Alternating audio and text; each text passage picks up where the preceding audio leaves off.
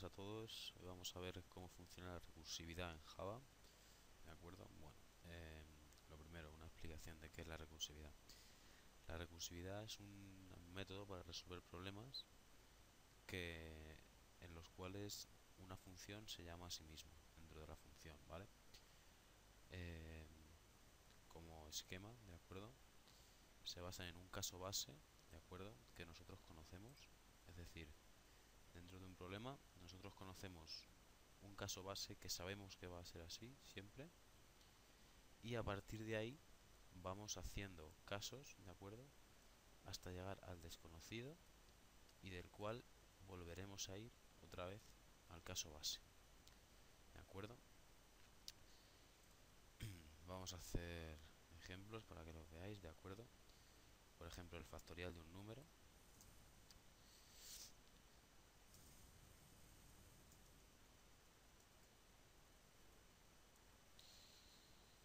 Pero n.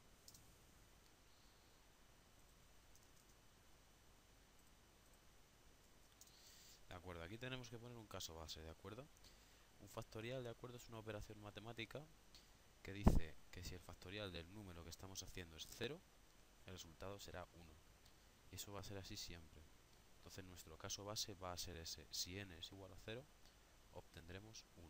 Y lo vamos a especificar con un if else.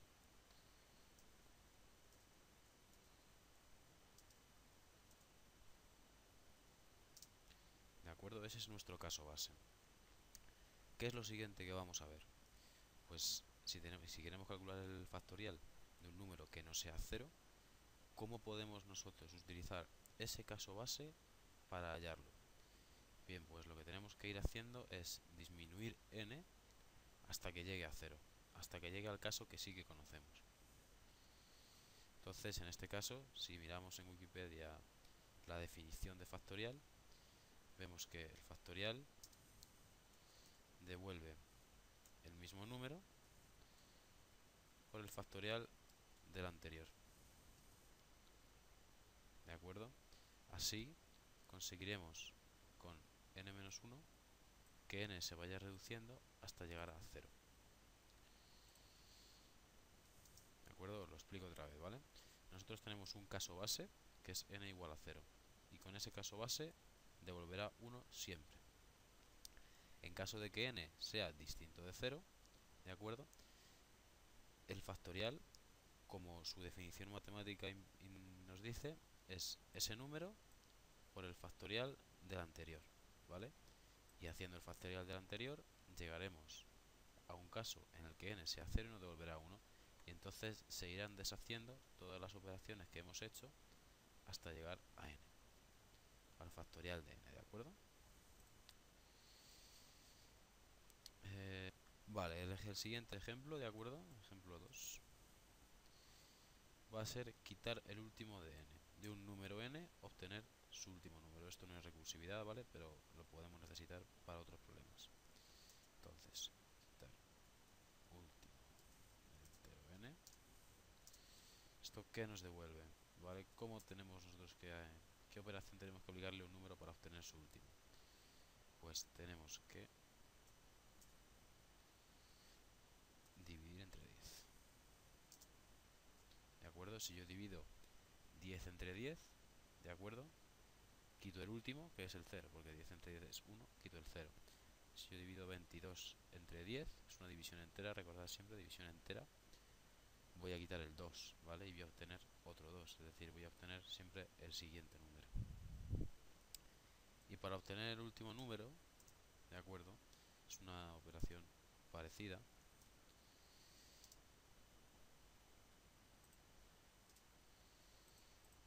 Tenemos que utilizar la orden del porcentaje, ¿de acuerdo?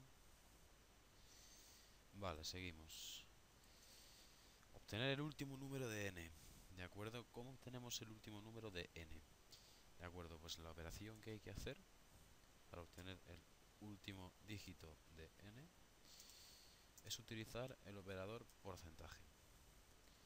Este operador porcentaje, ¿qué hace? Este operador porcentaje es el resto de la división entera. La división entera es la división de dos enteros. Pues el resto de la división entera será el último número del último dígito de nuestro número, ¿de acuerdo? Y tenemos que dividirlo, obtener el resto de la división entera entre 10. ¿De acuerdo? Estos son fórmulas matemáticas que podéis comprobar cuando queráis.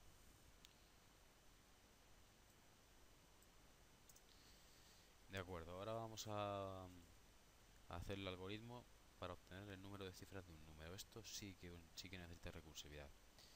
Entonces, ¿cómo no podemos obtener nosotros el número de cifras de 1234, por ejemplo? ¿Vale? Entonces, entero, número cifras del entero n. Entonces, tenemos que hallar nuestro caso base. ¿Cuál va a ser nuestro caso base aquí? O sea, algo que sepamos seguro que va a ser así. Pues lo más seguro es si n es menor que 10, ¿de acuerdo? El número de cifras está claro que va a ser 1, ¿verdad? Si n es menor que 10, estamos hablando del 0 al 9, el número de cifras es 1, ¿no? Vale, ese es nuestro caso base. Si no, ¿qué debemos hacer? Bien, pues debemos partir de que tenemos una cifra segura. Si n es mayor que 10, tenemos una cifra segura. Entonces debemos sumarle a algo, a un número, 1, que es esa cifra que ya tenemos segura. Entonces, ¿qué hay que sumarle? Bien, pues si nosotros tenemos 1234, por ejemplo, son 4 cifras.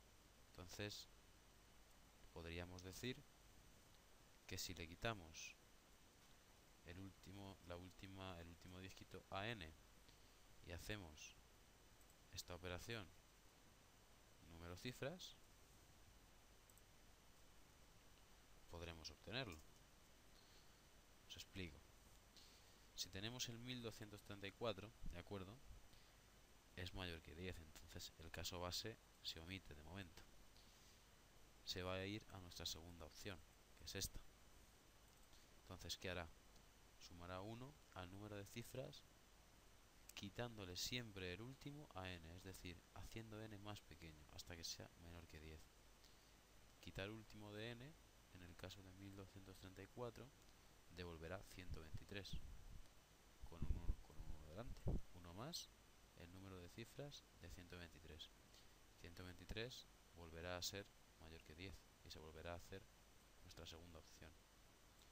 Y devolverá 1 más el número de cifras de 12, que es lo que resultará de quitar el último a 123. 12 seguirá siendo mayor que 10, por lo tanto volveremos a nuestra segunda opción. Nuestra segunda opción tendremos 1 más el número de cifras de 12, de 1, perdón, que 1 es el resultado de quitar el último a 12. Y al cabo del final tendremos 1 más, 1 más, 1 más, 1 más, que devolverá 4, que es el número total de cifras de 1234. Bien, nuestro siguiente ejemplo va a ser los anillos de un número, ¿de acuerdo? Los anillos de un número son los circulitos que podemos encontrar en un número. Por ejemplo, en 8 podemos encontrar 2, en 0, en 6 y en 9 podemos encontrar 1, y en el resto de números pues no encontramos ninguno. ¿De acuerdo? Para esto podemos utilizar esta función auxiliar, ¿vale? Que es anillos dígito. Una función auxiliar es una función que nos permite calcular o realizar otra función ayudándonos de ella, ¿vale? Porque sin ella sería más difícil. Entonces, en este caso, nuestra función auxiliar nos dice el número de anillos de los dígitos que hay, ¿vale? Entonces, nuestra función int anillos número, basada en el entero n, que devuelve. Tenemos que identificar nuestro caso base, ¿vale? ¿De acuerdo? Recuerdo, el caso base es aquel caso que conocemos siempre. Ese caso que siempre va a estar ahí, que nunca va a cambiar. ¿Cuál va a ser en este caso? Pues podríamos elegir como caso base que n sea menor que 10, de nuevo.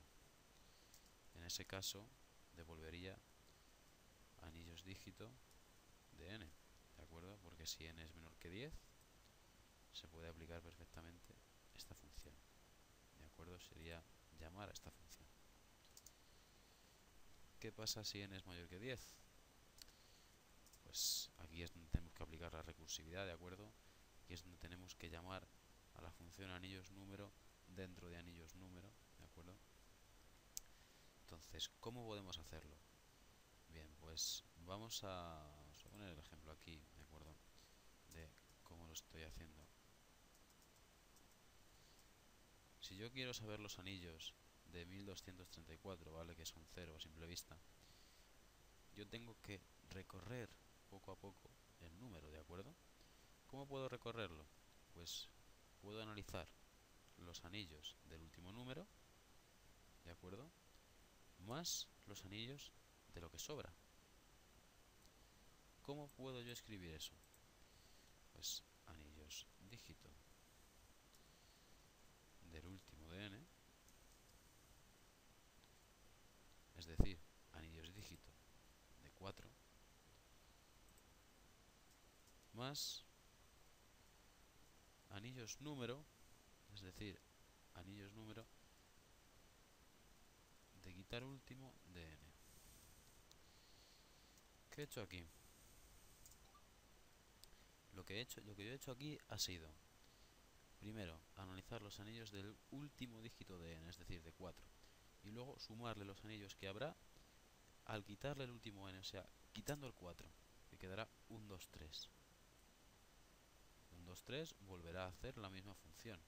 Como es mayor que 10, iremos a nuestro else, ¿de acuerdo? Y haremos los anillos dígito del último de n, es decir, de 3, más, más los anillos número quitando el último, es decir, quitando el 3. Volveremos otra vez, como es mayor que 10, iremos otra vez abajo a nuestro else y haremos los anillos dígito de 2 más quitando el último, de 1.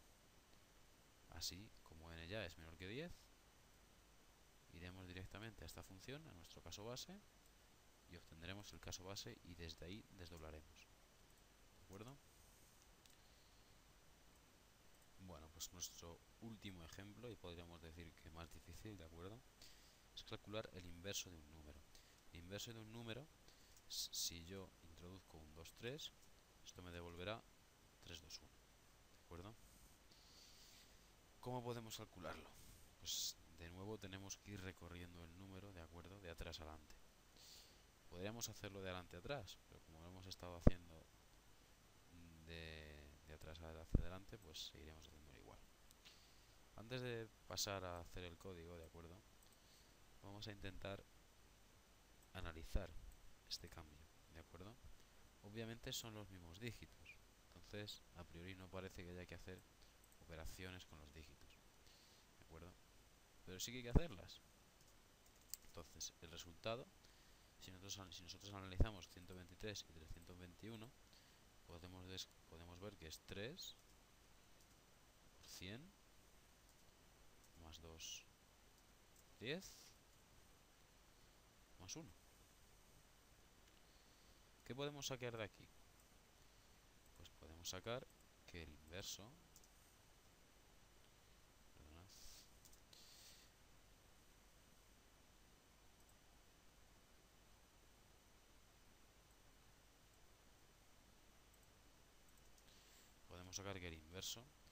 podemos escribir como nuestro caso base. ¿Cuál es nuestro caso base? El caso base que diga que cuando tenemos un inverso nos devuelva el inverso que conocemos. Es muy claro, los mismos casos que antes. Si n es menor que 10, devuelve n, ¿de acuerdo? Esto se ve a simple vista. El inverso de 6 es 6, el inverso de 7 es 7, el inverso de 8 es 8, ¿de acuerdo? Si no, ¿qué debemos hacer? Bien, pues como ya os he dicho, 321 es 3%. Entonces, si lo que queremos es darle la vuelta, tenemos que poner el último dígito como primero. ¿Cómo ponemos el último dígito como primero? Pues el último de n por. ¿Por qué tendremos que multiplicar n? El último de n. Hemos dicho que por 100. ¿Y 100 qué es? 100, si observamos, es el número de cifras menos 1. ¿De acuerdo? elevado al número de cifras menos 1.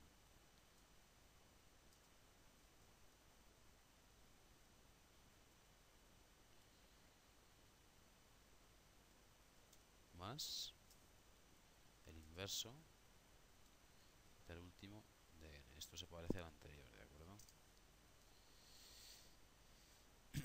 Repaso. Si n es menor que 10, el inverso será el mismo, ¿de acuerdo?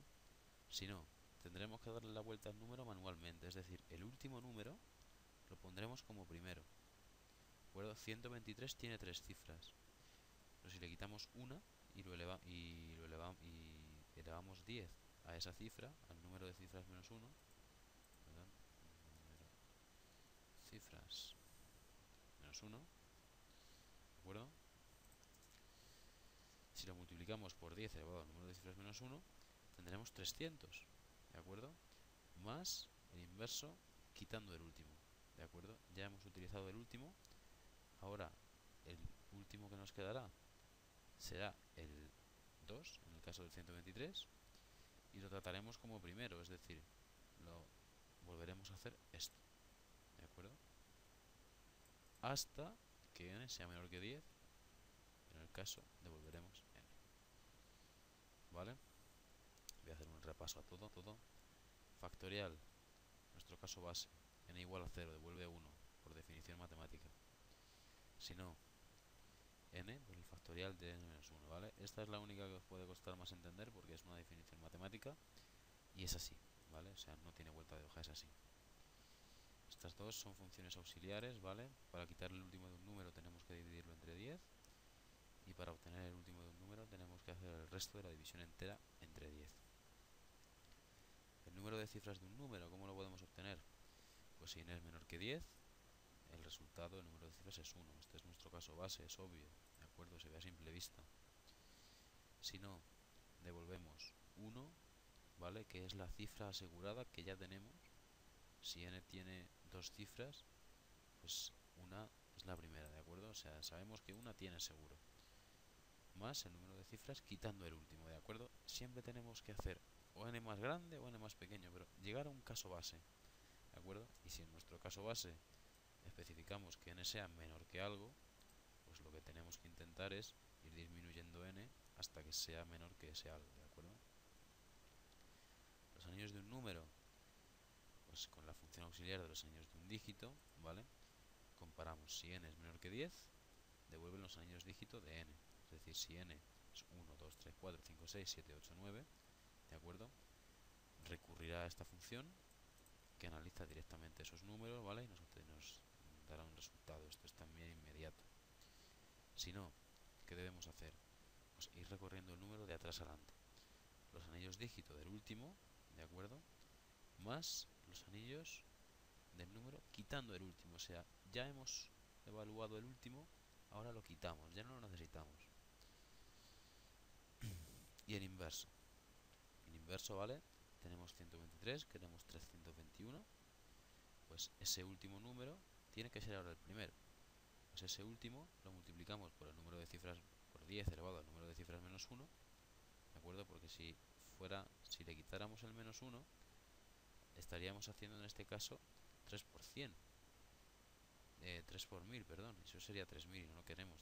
Queremos 300, no 3000, ¿de acuerdo? Siempre hay que restarle 1.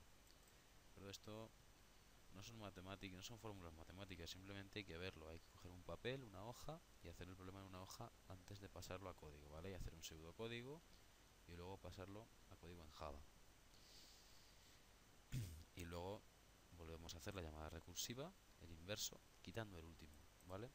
Los problemas de recorrido en números siempre hay que utilizar estas dos funciones, quitar último de n y último de n, ¿de acuerdo? Con esas dos funciones podemos ir recorriendo un número de atrás a adelante. Si quisiéramos hacerlo de adelante hacia atrás, quitar primero sería n partido de 10 y el primero de n sería n dividido 10, ¿de acuerdo? Al revés de cómo hemos hecho estas funciones, ¿de acuerdo? Intercambiaríamos, en este caso, la barra con el porcentaje, ¿de acuerdo? Pues pues esto ha sido todo, chicos, espero haberos ayudado. Si tenéis dudas podéis poner en la descripción del vídeo, perdón, en los comentarios. Y nada, un saludo, mucha suerte, chicos.